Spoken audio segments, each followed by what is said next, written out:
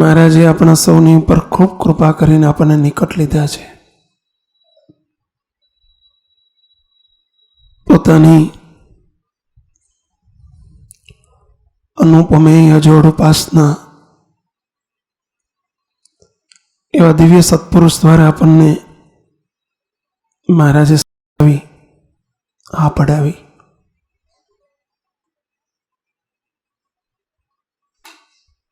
જે મન બુદ્ધિ ચિત્ત અહંકાર એટલે કે ઇન્દ્રિય અંતકરણથી પરની વાત છે, એટલે કે એમાં ફિટ થાય એવી વાત નથી. યતો વાચો નિર્વંતંતે અપ્રાપ્ય મનસા સહ, શાસ્ત્રો એવું કહે છે. મહારાજ બુદ્ધિમાં સમાય એવા નથી, શાસ્ત્રોમાંથી પમાય એવા નથી, વાતોમાં વણાય એવા નથી. માત્ર આપણા પ્રેમ એમાં તણાય એવા નથી. મોટા અક્ષરાધિકને પણ એ જણાય એવા નથી. અને મોટા મોટા અનાદિ મુક્તો એવા અનંત મૂર્તિમાં રહીને પુરુષોત્તમ જેવા થઈને પુરુષોત્તમનું સુખ લઈ રહ્યા હોવા છતાં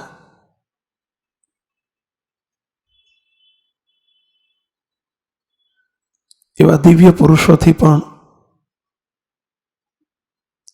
સંપૂર્ણ વર્ણવાય એવા નથી. અને એવા મહારાજે આપણને પોતાથી નિકટ લીધા છે, આ સત્સંગમાં સ્વીકાર્યા છે. મહારાજ આખો એક દિવ્ય સમાજ માટે આ બ્રહ્માંડમાં પધાર્યા. અને દિવ્ય સમાજ એટલે મુક્તોનો સમાજ, ભક્તોનો નહીં.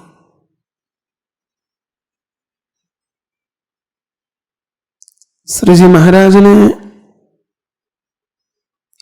આખો એક પોતાનો અનાદિ મુક્તોનો સમાજ તૈયાર કરવો છે, એ મહારાજનો એક સંકલ્પ છે. અને ત્યાં સુધી પોતાના સુખ સુધી લઈ જવા છે, ત્યારે એમાં વચ્ચે આવતા જે હર્ડલ્સ, વિઘ્નો, એને દૂર કરવાને માટે આત્મીયતા કરવાની શા માટે? નિર્માનીપણું દ્રઢ હોવું જોઈએ શા માટે? બહિર્મુખી જીવન મટીને અંતર્મુખી જીવન થવું જોઈએ શા માટે? ધ્યેય સભર જીવન આપણું હોવું જોઈએ ને બનવું જોઈએ શા માટે? મહારાજ અને મોટા આપણને નિયમિત વાંચનના નિયમો પર લઈ જવા માંગે છે. આ 5 સંકલ્પો છે મહારાજના. શા માટે? એ બધાની પાછળનો હેતુ મહારાજનો એક જ છે, માત્ર દૈહિક સુખ પમાડવા માટે નહીં. સંપ સુરત ભાવની વાત, એ ઘરમાં શાંતિ અને સુખ પામી રહેવાય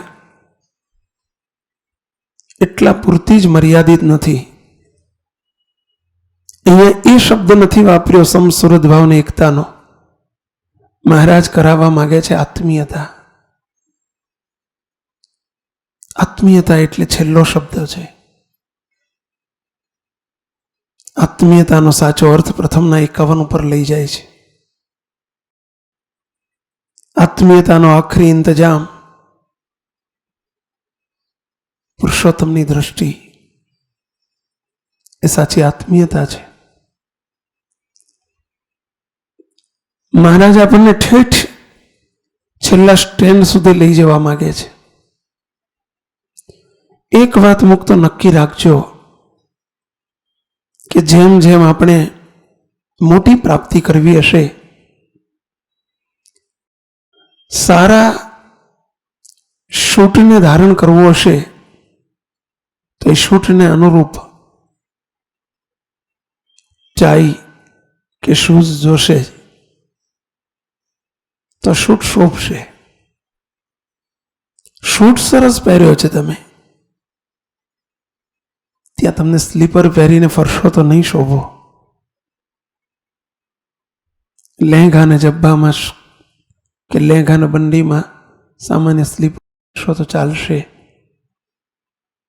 એ એને અનુરૂપ છે. અને સારા સૂટને અનુરૂપ, સારા શૂઝ એ એને અનુરૂપ છે. આજે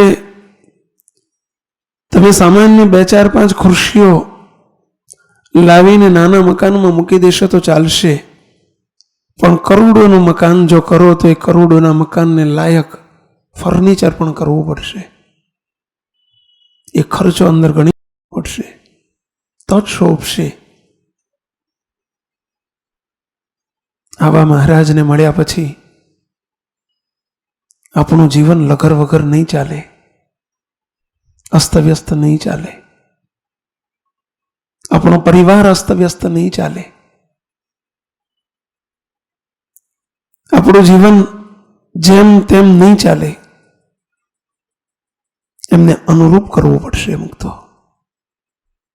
અને મહારાજ અનુરૂપ જીવન એટલે જ દિવ્ય જીવન. જેટલા નજીક જશો મહારાજથી એટલી એલર્ટનેસ આપણે વિશેષ રાખવી પડશે, ફરજિયાત રાખવી પડશે. તમે રાજીપાના માર્ગે રસ્તો બદલાઈ જાય તમારા માટે નહીં ચાલે.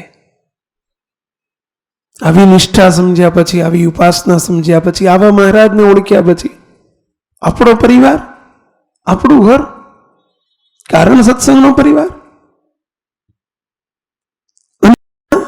એક બીજા 5 સભ્યો રહેતા હોય અને એની વચ્ચે વિસંવાદિતા, કોસંપ, આત્મીયતાનો અભાવ, અને છતાંય આપણે કારણ સત્સંગના સભ્યો છીએ એવો દાવો.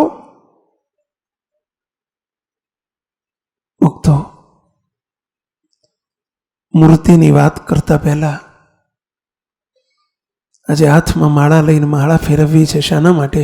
મહારાજમાં જોડાવા માટે. ધ્યાન કરીએ છીએ શા માટે? મહારાજમાં જોડાવા. પૂજા કરીએ છીએ શું કરવા? મહારાજમાં જોડાવા માટે. પરંતુ જે પરિવારની, જે છાયાની નીચે તમે રહો છો, અને આપને એક પ્રશ્ન પૂછો મુક્તો, એ ઘરના 2 કે 4 કે 5 સભ્યોની વચ્ચે જો હેત નહીં હોય, પ્રેમ નહીં હોય, લાગણી નહીં હોય, મમતા નહીં હોય, આત્મીયતા નહીં હોય, તો માળામાં શું તમારું શું ફરશે? માળામાં શું? મન ક્યાં જશે? ધ્યાનમાં કેવું સુખ આવશે? મહારાજમાં પ્રીતિ કેમ થશે?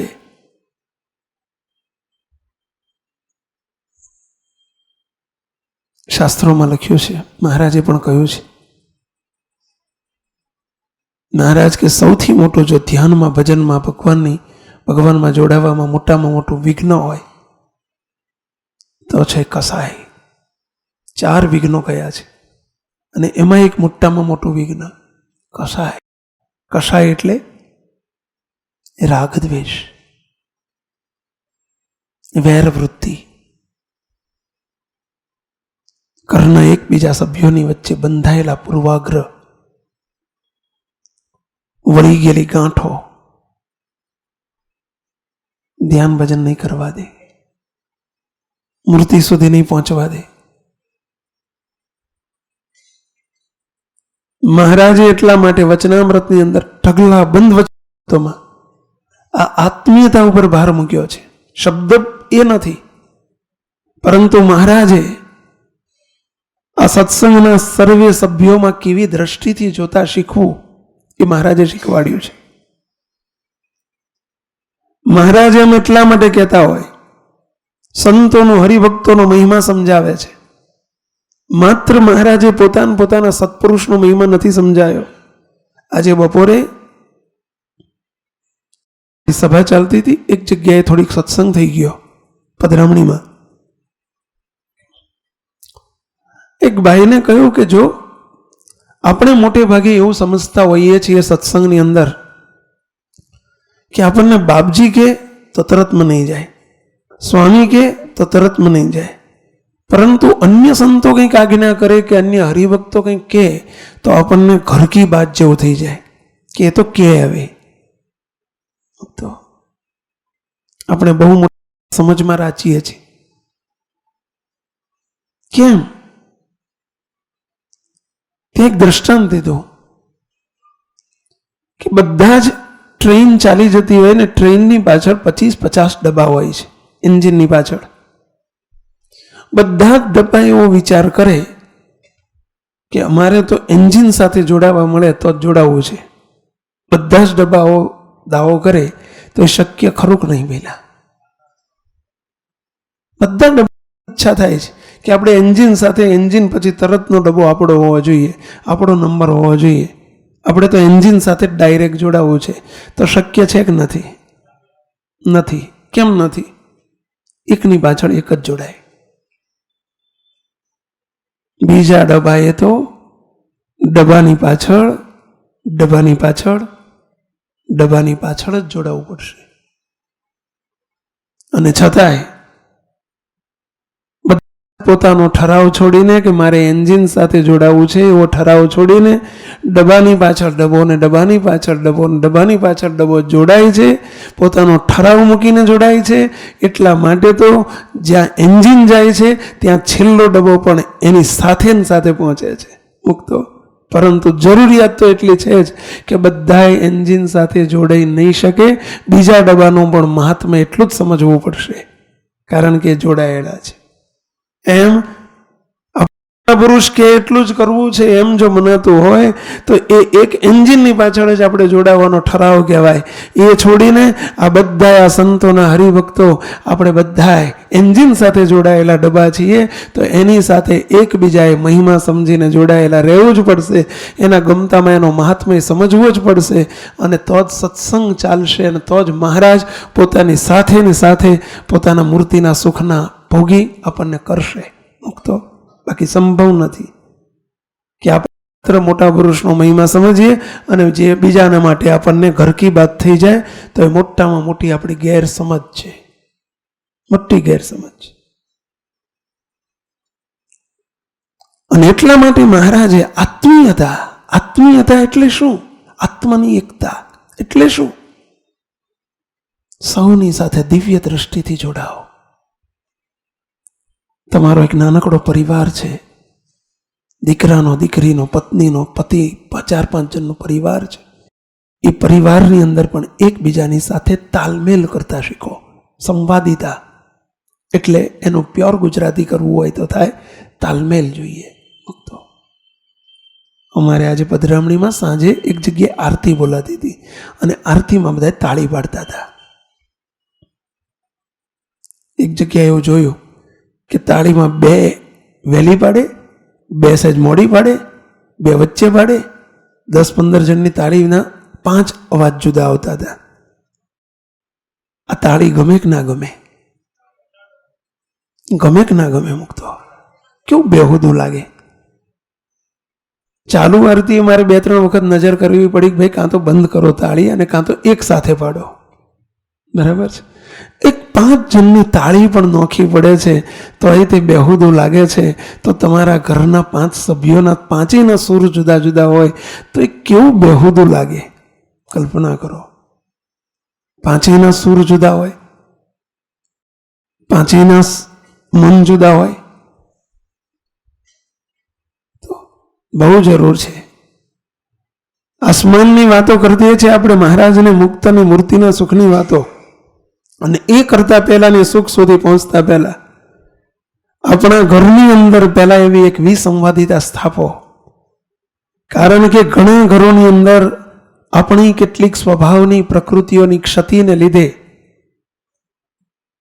આપણા કેટલાક કારણોને લીધે એક નાનકડા ઘરની પરિવારની અંદર પણ પરિસ્થિતિ એવી હોય કે બધાના મન અલગ અલગ જોવા મળે, બધાના વિચારો અલગ અલગ જોવા મળે, બધાની પ્રકૃતિ અને સ્વભાવ અલગ અલગ જોવા મળે. જે ઘરને આપણે અક્ષરધામ તુલ્ય સમજતા હોઈએ અને અક્ષરધામ તુલ્ય કોઈ વાતાવરણ ન હોય,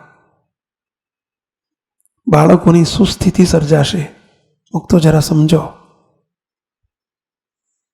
મા બાપની બહુ ફરજો થઈ પડે છે. બાળકો અનુકરણ કરે છે મા બાપનું. મા બાપ જે કુટુંબમાં, જે પરિવારમાં મા બાપ ઝઘડાખોર હશે, એના બાળકો ઝઘડાખોર જ પાકવાના. આ નિર્વિવાદ વાત છે.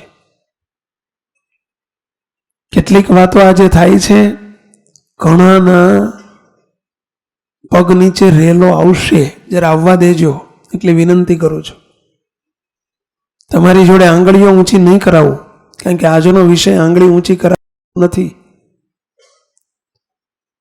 પરંતુ એટલું સમજજો કે આપણે જરા વિચારતા થજો. એક મેચ્યોરિટી, મા બાપ તરીકેની મેચ્યોરિટી પહેલા નક્કી કરજો. પરિપક્વ થજો. માત્ર બાળકોને જન્મ આપવો અને મા બાપ થઈ ગયા એટલેથી મા બાપ નહીં થવાય. આજના મા બાપોને જેમ શિક્ષકોને ભણાવીને બીએડ પછી એમ ઇન્ટરવ્યૂ આપ્યો અને શિક્ષક થઈ ગયા, એને શિક્ષકની કેટલીક ગણતરની જે લાયકાત છે, ભણતરની નહીં, ગણતરની લાયકાત આજના શિક્ષકોને શીખવવામાં આવતી નથી. અને પરિણામ દ્રષ્ટિએ આજનું શિક્ષણ ક્ષેત્ર ભ્રષ્ટ, દિન પ્રતિદિન ભ્રષ્ટ બની જઈ રહ્યું છે. એનું કારણ એ શિક્ષકને શિક્ષકના ગુણ શીખવવામાં નથી આવતા. મા બાપ પોતાની જે લાયકાત છે, પોતાના મા બાપ તરીકેના ગુણ શીખવા બહુ જરૂરી છે. કે મારી શું ફરજ છે બાળકો પ્રત્યેની. કારણ કે ઘરની અંદર બાળકોનું ઘડતર ઘરમાં થવાનું છે અને ઘરનું વાતાવરણ દિવ્ય હોવું જોઈશે, ફરજિયાત છે. નહીતર જે ઘરની અંદર સંવાદિતા નથી, ત્યાં મહારાજ પણ, જ્યાં ઝઘડા છે, કંકાસ છે, ડખા છે, શ્રીજી મહારાજ પણ ટક્યા નથી કે રહ્યા નથી. ઘણી વખત અમે જ્યારે વાસ્તુનો પ્રસંગ હોઈને જઈએ ત્યારે એક સ્પષ્ટ વાત કરતા હોઈએ છીએ કે જે ઘરની અંદર મહારાજને નિરંતર વાસ કરાવવો હશે, એ ઘરની અંદર કુસુંબ ભર્યું વાતાવરણ હશે, તો મહારાજની માત્ર મૂર્તિ હશે, મહારાજ નહીં હોય. સમજી લેજો, મહારાજનો વાસ નહીં હોય એ ઘરમાં. મહારાજને જો ઘરમાં સહિત વાસ કરાવવો હશે, ત્યાં એક સંપીલું, સ્નેહ ભર્યું, આત્મીયતા ભર્યું વાતાવરણ ફરજિયાત જોઈશે. એવા વાતાવરણની અંદર જ સુખ અને શાંતિથી આપણે મહારાજને રાજી કરવાના પાઠ શીખી શકીશું. ઘણા પરિવારો આજે સત્સંગમાં એવા દેખાય છે કે બહારથી આપણે ઘણા ઉજળા હોઈએ, પરંતુ જેમ શર્ટ સરસ પહેર્યું છે પરંતુ અંદરની બંડી ફાટેલી છે, એમ ઘર વાતાવરણ એટલું ભયંકર હોય. અમારી જોડે ઘણા બિચારા ફરિયાદ લઈને આવતા હોય છે. દેખાવ શો બહારનો બહુ સરસ છે, કપાળમાં તિલક ચાંદલો છે, સુંદર ભક્તિ ભર્યું વાતાવરણ હોય એવું દેખાય છે, અને અંદર પોલાણમાં કંઈક જુદું છે, પડદાની પાછળ કંઈક જુદું છે. તો મહારાજ કેમ રાજી થશે? આપણે તો મહારાજને રાજીપાના માર્ગ ઉપર બેઠા છીએ. આ રાજીપા યુનિવર્સિટીના આપણે સભ્યો છીએ. આ પણ એક રાજી કર્યાનું સાધન છે. આ દિવ્ય જીવનનો એક ભાગ છે. ઘરની અંદર યાદ રાખજો, 26મી જાન્યુઆરી 2001 રોજ આવેલો ધરતીકંપ, અને એમાં તૂટેલી બિલ્ડિંગો આજે નવી બંધાઈ ગઈ. પરંતુ જે ઘરની અંદર મન હલબલી ગયા છે ને, એ સંધાવાને બહુ અઘરા થઈ જાય છે. મુક્તો એ ધરતીકંપ બહુ ભયંકર હોય છે. નાના હતા ત્યારે અમારે ભણવામાં એક કવિતા આવતી, તમારે પણ આવતી હશે. પીળા પુષ્પો કદી નથી થતા, કોઈ કાળે જ લીલા, ભાંગ્યા હૈયા કદી નથી થતા, કોઈ કાળે જ રસીલા. આવી એક પંક્તિ આવતી, સમજવા જેવી પંક્તિ છે. પીળા પુષ્પો કદી નથી થતા, કોઈ કાળે જ લીલા. લીલા એટલે વખત પુષ્પ કહેતા ફૂલ સુકાઈ ગયું ને પછી એને લીલું થવું ને અઘરું છે. પીળા પુષ્પો કદી નથી થતા, કોઈ કાળે જ લીલા. ભાંગ્યા હૈયા કદી નથી થતા, કોઈ કાળે રસીલા. આ પંક્તિ જ્યારે જ્યારે વિચાર કરું ત્યારે એમ થાય કે ખરેખર આ પંક્તિ સાચી છે. શું ભાંગેલા હૈયા કદી રસીલા ન થાય? શું જોડાય નહીં? એ જોડવા માટે મહારાજ મથી રહ્યા છે. એ પંક્તિને ખોટી કરવી છે આપણે, અને એના માટે આત્મીયતા કેળવો શક્ય છે. આ બધું આત્મીયતા બોલવાથી નહીં થાય, એને એક્શનમાં મૂકો. 5 મકારને પહેલા અનુસરો. 5 મકાર મૂકતો એને બહુ જરૂરી છે. જે ઘરની અંદર મહારાજને સદા બિરાજમાન કરવા હોય, જે ઘરની અંદર બેસીને મહારાજના સુખને પામવું હોય, જે ઘરને અક્ષરધામ તુલ્ય કરી રાખવું હોય, એને 5 મકારનો સ્વીકાર કરવો પડશે ફરજિયાતપણે. મૂકતો પહેલો મકાર, મકાર એટલે 5 મ. પહેલી મર્યાદા, એકબીજાની મર્યાદા જે ઘરની અંદર રખાતી હશે. બાળકો નાના મોટાની, મોટા નાનાની મર્યાદા કેળવો. આ વાત જે થાય છે ઘરની અંદર, ઘરની આજની સમસ્યાઓ છે. જ્યાં જ્યાં કસર દેખાતી હોય એ કસરોને મહેરબાની કરીને પૂરજો. આપણું ઘર અને આજના આવતીકાલના બાળકો એ તમારા હાથપગ છે, એની તો કેર હશે. મહારાજ ખૂબ રાજી થશે. મૂકતો એકબીજાની મર્યાદા કેળવો. મા બાપ એ મા બાપ છે. આજના કિશોરોને, આજના બાળકોની મા બાપને બહુ મોટી ફરિયાદ છે. આજે નથી, એ જ મા બાપની આજથી 25 વર્ષ પહેલા પણ એ જ ફરિયાદો હતી એમના દાદાની. કારણ કે એની વચ્ચે એક જનરેશન ગેપ છે. જે જનરેશન ગેપ સદાય રહેવાનો છે.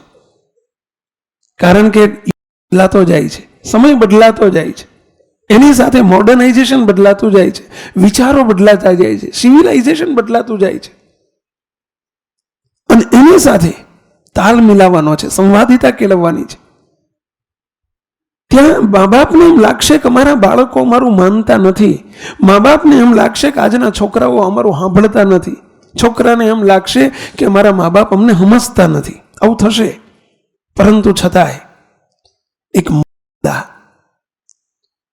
જે ઘરની અંદર જોજો એકબીજાના સ્ટેટસની જે મર્યાદા જળવાતી હશે. દાદા દાદી તો એના સ્થાને છે, મમ્મી પપ્પા તો એમના સ્થાને છે, પુત્ર વધુ તો એમના સ્થાને છે. એમની મર્યાદા અવશ્ય લેવી જોઈએ. ભલે કદાચ આજનો કિશોર ગમે એટલો ભણેલો હોય અને મા બાપ કદાચ અભણ હોય, પરંતુ તો એ મા બાપ છે. રિસ્પેક્ટ, એની પ્રત્યેનું કદી ભૂંસાવું ન જોઈએ. અને જ્યાં મર્યાદા લોપાય છે ત્યાં આત્મીયતા કેવી ખંડિત થાય છે ને અહીંયા કેટલા દૂર એકબીજાથી નીકળી જાય છે. હું તો એક બનેલી ઘટના, કે આજથી 3 વર્ષ પહેલાની એક વાત. અમે સૌરાષ્ટ્રમાં વેરાવળ ગયેલા. ઉના જતા હતા. ઉના જતા રસ્તામાં વેરાવળ આવે. જુનાગઢ ભાવનગર થઈને જઈએ તો ન આવે, પરંતુ વાયા જુનાગઢ કેશોદ થઈને જઈએ તો વેરાવળ થઈને જવું પડે. આપણા એક સત્સંગી બંધુ એમણે કહેલી એક બહુ જ આપણા બધા માટે શીખવા જેવી વાત. ઘરની જે આ સમસ્યા છે તો, અને એમના ઘરમાં બનેલો એક પ્રસંગ એમણે કહ્યો. ઘેર ગયા, બપોરનો 4 વાગ્યાનો સમય હતો. અમારે પહોંચવાનું હતું 1 વાગે. રસ્તામાં 5-6 પધરામણીઓ વધી ગઈ. 4 વાગે પહોંચ્યા. એક આપણા સત્સંગી બંધુ બેંકમાં મેનેજર છે, બેંક ઓફ બરોડામાં. એમના ઘેર અમે ગયા.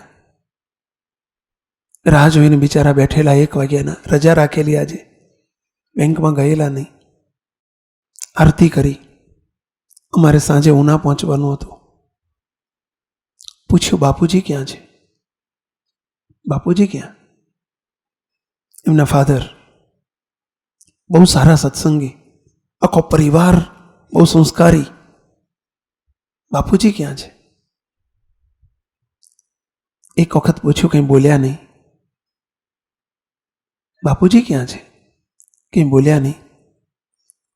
આવડો એક નામનો નાનો બાબો, લગભગ 8-10 વર્ષનો, એને પૂછ્યું, દાદા ક્યાં છે? એટલે પેલા છોકરાએ એના પપ્પા સામું જોવા માંડ્યું. ફરી પૂછ્યું કે દાદા ક્યાં છે? એના પપ્પાએ એને પરમિશન આપી કે એવું કીધું. મેં કીધું, આપ જ કોને? સ્વામી, હું નથી કહી શકતો, એને જ કહેવા દો ને. પેલો 8-10 વર્ષ પેલો બાળક મને કે સ્વામી કહેતા કહેતા એકદમ ધ્રુસકે ને ધ્રુસકે રડી પડ્યો. સ્વામી, દાદાને ને પપ્પાને ઝઘડો થયો છે. દાદા ઘર છોડીને 2 વર્ષથી ચાલ્યા ગયા છે. સ્વામી, પપ્પાને કંઈ કોને તમે દાદાને લઈ આવે? છોકરો રડી પડ્યો. એના આંખમાં પણ આંસુ આવી ગયા. મને કે સ્વામી, દાદા વેરાવળના મંદિરમાં છે. આપણું સ્વામિનારાયણનું મંદિર 2 વર્ષથી ઘર છોડીને ચાલ્યા ગયા છે. તમે જરા સમજાવો તો મેળ પડે સ્વામી. હું દાદાની માફી માંગવા તૈયાર છું, દાદાનો પગ પકડી લેવા તૈયાર છું, પણ સ્વામી, દાદા જીદ ઉપર છે. દાદા કોઈનું માને એમ નથી. સ્વામી, તમારું માનશે, મને વિશ્વાસ છે. તમે દાદાને સમજાવો ને. ઘેર આવે. આખી વાત જાણી અમે મંદિર ગયા. દાદાએ સંતોને જોયા એટલે રાજીના રેડ થઈ ગયા. અમે બેઠા અંદરની એક રૂમમાં જઈને કે દાદા, કેમ અહીંયા તમે? મને કે બસ સ્વામી, ઠાકોરજીની સેવા 2 વર્ષ થયા, એ મંદિરની સેવા કરું છું, મંદિરમાં રહું છું. મહારાજને સવાર સાંજ થાળ કરું છું, જમાડું છું અને સુખે ભગવાન ભજું છું. કે જમો છો શું? તો કે સ્વામી, આ મૂઠડીના દાણા આવે છે ને, મૂઠડીના દાણા એટલે સમજ્યા? નહીં સમજ્યા.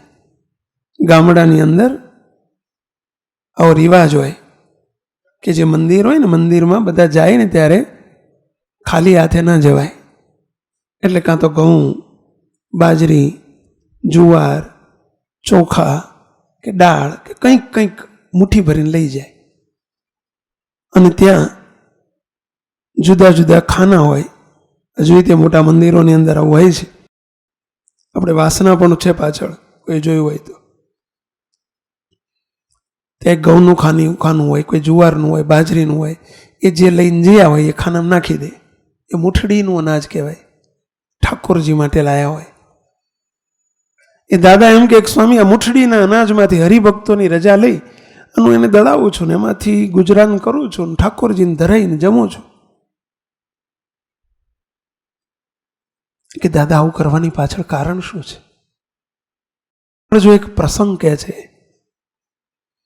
બહુ આપણે બધા માટે આ પ્રસંગ વેરાવળનો ન સમજશો. એ કેસ તો અમે તે દિવસે ત્યાં 3 કલાક ખોટી થઈને પતાવી દીધો છે. તમારા બધાના ઘરમાં આજે કે આવતીકાલે આવા કેસ બનવાના છે અને બન્યા છે. ન બને એના માટે આ કરી રહ્યા છીએ. એડવાન્સ વાત સમજજો. એ દાદા વાત કરતા કરતા કે દાદા, આવું કરવાની શી જરૂર? ત્યાં દાદા પણ ધ્રુસકે ને ધ્રુસકે રડી પડ્યા. મને કે સ્વામી, મેં મારા એકના એક દીકરાને કેવી રીતે મોટો કર્યો છે સ્વામી, એને ક્યાં ખબર છે ને. દાદા એકદમ ઉશ્કેરાટમાં આવી ગયેલા, ઉગ્ર થઈ ગયેલા, બોલતા બોલતા રડતા જાય ને ઉગ્રતાથી વાત કરતા જાય. મને કે સ્વામી, એની માએ ને મેં અમારી 3 વીઘા જમીન, સ્વામી અમે માંડ ગુજરાન કરતા. મને નાનપણથી એકનો એક દીકરો હતો ને આશા હતી કે મારે મારા છોકરાને મોટો કરીને મોટો કલેક્ટર કરવો છે, કાં તો ડોક્ટર કરવો છે, મોટો સાહેબ કરવો છે. સ્વામી પેટે પાટા બાંધી અને અમે અમારા છોકરાને એકનો એક હાથકોટનો દીકરો, સ્વામી એને મેં મોટો કર્યો, ભણાયો. કેવી રીતે ભણાયો છે ને પૂછજો તો ખરા કે હું મજૂરી જતો, એની માં દાડીએ જતી અને અમે છોકરાને મોટો કરીને ભણાયો. સ્વામી મહારાજની દયાથી અને સંતોના આશીર્વાદથી એને તરત બેંકમાં નોકરી મળી ગઈ. એ વખતે અમરેલી હતો. 2-3 વર્ષ પછી એને રાજકોટ બદલી થઈ. 2-3 વર્ષ પછી સ્વામી જુનાગઢ આવ્યો. સ્વામી 7-8 વર્ષમાં પ્રમોશન લેતો અત્યારે બેંકનો મેનેજર થઈ ગયો. અહીંયા અમારા વેરાવળમાં નોકરી મળી ગઈ. અમારું નાનું ઘર, એની જોડે પૈસા થયા, પગાર હારો, મોટો બંગલો કર્યો. અમે સ્વામી રાજી તો હોઈએ ને. સ્વામી બંગલો કર્યો એની ના નહીં, એ કમાયો એની ના નહીં, પણ કે સ્વામી એક દાડો એના 50 ભાઈબંધોને, બેંકના માસ્તરોને, સાહેબોને એને જમવાનું આમંત્રણ આપ્યું. ઘેર એની માએ અને એની ઘરવાળીએ બધા એને પ્રેમથી રસોઈ કરીને જમાડવા માટે તૈયાર કરી. ઘરમાં મોટો ઓરડો તો બધા બેસીને જમતા હતા અને આનંદ કિલોલ કરતા હતા. હું રહ્યો જૂનવાણી માણા. સ્વામી હું ખેતરથી મેલા ગયેલા મારા લુગડા અને હું ઘરમાં બેઠો, બધા ભરીને બેઠેલા. હું તો બધા જયસ્વામી કરીને અંદરના રૂમમાં જતો રહ્યો. હું અંદર જતો હતો ને એક સાહેબે એને પૂછ્યું કોણ છે, અને મારો છોકરો ધીમે રહીને એવું બોલ્યો કે અમારો હાથી છે, અમારો હાથી છે. હાથી નહીં, હાથી. ગામડામાં રહેલાના હાથી એટલે શું ખબર હશે? ખ્યાલ આવ્યો? હાથી એટલે રખેવાળ નહીં, જે રોજ કે 2-4 દાડે 5 દાડે અઠવાડિયે મજૂરી લઈ જતો ભાગ્યો કહેવાય. પણ 6-12 મહિનાના કોન્ટ્રાક્ટથી જેને રાખ્યો હોય ને એને હાથી કહેવાય. ભાગ્યો એ જુદો પાછો, ભાગ્યો નહીં. એવું જોઈએ ને, હાથી એટલે જે વ્યાખ્યા કરીએ લગભગ એવી જ છે ને. 12 મહિનાના ફિક્સ પગારથી 12 મહિનાના કોન્ટ્રાક્ટથી રાખ્યો હોય એને કહેવાય હાથી. એટલે કે એક જાતનો નોકર, ખેત મજૂર નો. મારો છોકરો ધીમે રહીને એવું બોલ્યો કે મારો હાથી છે. સ્વામી હું કાનો કાન સાંભળવા, હું પાછું વળીને 1 મિનિટ જોઈને ઊભો તો રહ્યો. ગમ ખાઈ ગયો સ્વામી. હું અંદર જતો રહ્યો સડસડાટ ઓયડામાં. એની માએ મારી આગળ થાળી લાવીને મૂકી, મિષ્ટાન બનાવ્યા હતા, પણ કેવી ગળે ઉતરે. મેં ખાધું નહીં, હુઈ રહ્યો. રાતે બધા એના ભાઈબંધો જતા રહ્યા. 9 વાગ્યા 10 વાગ્યા. એની માએ કીધું કે બેટા તારા બાપાને કંઈક તબિયત સારી લાગતી નથી, કંઈ જમતા નથી, માટે તું કે તકલીફ નથી ને, તું ડૉક્ટરનું કંઈક કર, કે દવાખાને લઈ જા, તારા બાપા જમ્યા નથી. છોકરો અંદર આવ્યો, બાપા કંઈ તકલીફ છે, દવાખાને જવું છે, તાવ આવ્યો છે, જમી લો ને. હું બેઠો થયો, મારાથી રહેવાયો નહીં. છોકરાને કીધું છોકરા બેસ, જોડે બેહાડ્યો. પહેલા તું ચોખવટ કર કે હું તારો બાપ છું કે હું તારો હાથી છું. પહેલા ચોખવટ કર, હું તારો બાપ છું કે તારો હાથી છું. છોકરાને એમ હતું કે મારા બાપાને ખબર નથી, એટલે એકદમ સ્તબ્ધ બની ગયો. આવું કેમ બોલો છો? કે તમે મારા બાપ છો. તો ત્યાં આજે તારા ભાઈબંધોની આગળ રજૂઆત કરી કે મારો હાથી છે, એ સાચું કે અત્યારે તું બોલે છે કે તારો બાપ છું એ સાચું? છોકરો જરા ઉગ્ર થઈ ગયો અને એના બાપાને કે હવે તમે આવા મેલા દાઢ જેવા કપડાં પહેરીને ફરો છો, મને શરમ આવે કે ના આવે? એટલે બોલ્યો કે તમે મારા હાથી છો, એમ બોલી ગયો. હવે શું એમાં મોટી ગાંઠ બાંધીને બેઠા? મને પાછો આવું કહે છે. સ્વામી, એ મિનિટે હું ઊભો થઈ ગયો અને છોકરાને કહી દીધું કે આજથી તું મારો દીકરો નહીં, હું તારો બાપ નહીં. મારે તારા ઘરની જરૂર નથી, તારા બંગલાની જરૂર નથી. સ્વામી, મારે એક આધાર, એક શરણું આ મહારાજનું. હું મંદિરમાં જઈને ઠાકોરજીની આગળ જઈ અને રાતે સૂઈ ગયો. સવારથી નક્કી કર્યું ઘેર જવું નથી. આ મુઠ્ઠી દાણા આવે છે, દળાઈશ, ઠાકોરજીના થાળ કરીશ અને અહીં બેયનું રસ મહારાજની સેવા કરીશ. સ્વામી, નિરાંતે હું અહીં રહું છું. સ્વામી 2 વર્ષ થયા, રોજ મંદિરમાં આવે છે. એટલું નથી કહેતો કે બાપા મારી ભૂલ થઈ ગઈ, હેડો ઘેર. આટલું નથી બોલતો.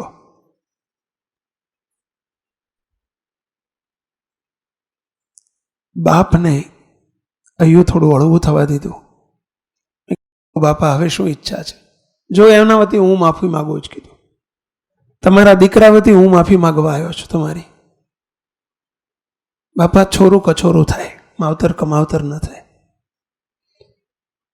મને કે સ્વામી, જવાની તો મને ઘણી ઈચ્છા થાય છે, પણ એને કહેવું તો જોઈએ ને, મારી ભૂલ થઈ ગઈ એટલું તો બોલવું જોઈએ ને. હવે 2 હલવાના હતા, પણ વટ ઉપર વાત જતી રહી હતી. ઓલિયાને બાપ જોતો હતો અને દીકરો જોતો હતો, બેયના હૈયા હતો, પરંતુ વાત વણસી ગઈ હતી અને હવે ભેગી થવાની વાત હતી. તરત ફોન કરાયો કે તમે આવો, ઊનું કર્યું છે, હવે ગથેડી મારીએ એટલે ભેગું ચોંટી જાય, આવો તમે. હવે પેલા છોકરાને બોલાયો, કીધું હું કહું એટલું કરવાનું છે, બાપાનો પગ પકડીને માફી માગી લો. બાપા, મારી ભૂલ થઈ ગઈ, જિંદગીમાં કદી નહીં બોલું, મારી જ ભૂલ છે. છોકરો રડી પડ્યો, પગ પકડીને માફી માગી લીધી. એના બાપા ઊભા થઈને ભેટી પડ્યા, ઊભા થઈને ભેટી પડ્યા, બેટા બેટા કહીને ભેટી પડ્યા. 2 ધ્રુસકે ને ધ્રુસકે રડ્યા, રડવા દીધા થોડી વાર, હળવા થવા દો ભાઈ. અને મૂકતો બાપાને કીધું, લ્યો બાપા, આ થેલી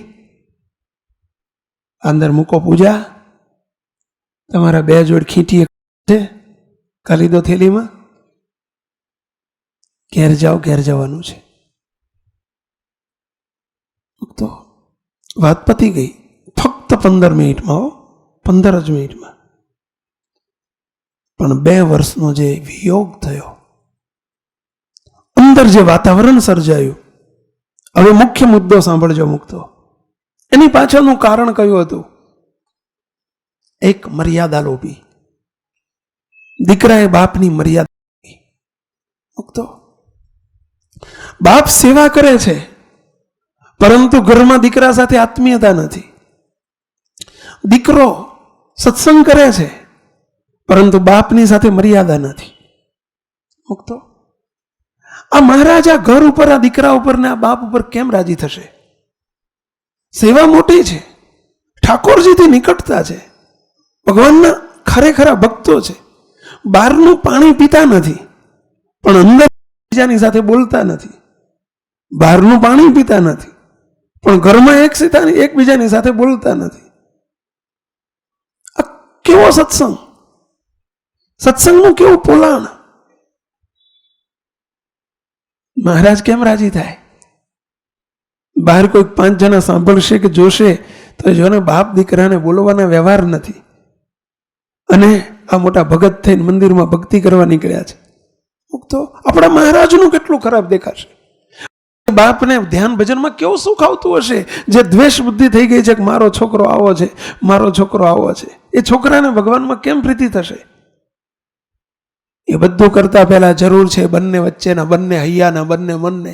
એટલે ઘણી વખત કહ્યું છે, આજે મેનિયા છે, નાનો ફ્લેટ છે નથી ગમતો કોઈને, મોટો ફ્લેટ કરવો છે. મોટા ફ્લેટ વાળાને નથી ગમતો ફ્લેટ, મોટો બંગલો કરવો છે. અરે ભાઈ, મોટા બંગલા ને મોટા ફ્લેટની આશાઓ છોડી અને તમારા પહેલા મોટા પેટ, સમજ્યા, પહેલા મોટા મન કરો. સમજ્યા, મોટા મનની જરૂર છે, મોટા ફ્લેટની નહીં. મોટા મનની જરૂર છે, મોટા બંગલાની નહીં. મોટો બંગલો તમને સુખી નહીં કરી શકે, મોટું મન સુખી કરી શકશે. મોટું મન કરતા શીખો. કોઈ આશા રાખતા હોય ને મોટા બંગલા કરવાની, મોટા ફ્લેટો બાંધવાની, તો પહેલી આ આશા સેવી જો આવીને એવું નક્કી કરજો કે આપણે ઘરના સભ્યો બધા પહેલા મોટા મન કરો. એને માટે પહેલી મર્યાદા, નાના મોટાની મર્યાદા રાખતા શીખો. મોટાએ પણ નાનાની મર્યાદા રાખવી પડે.